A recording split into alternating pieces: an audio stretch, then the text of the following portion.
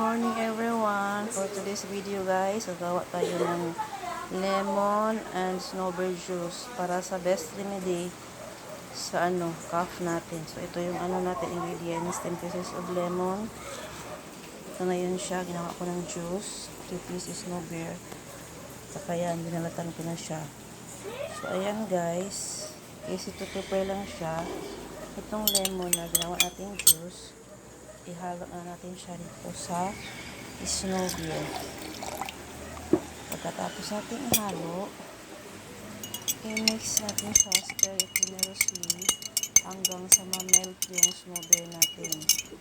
At kapag ma-melt na siya, saka na natin siya inumin. So, do it guys before you eat breakfast, lunch at saka dinner. Sigurado ako 2 times okay na to siya. So, ito lang guys.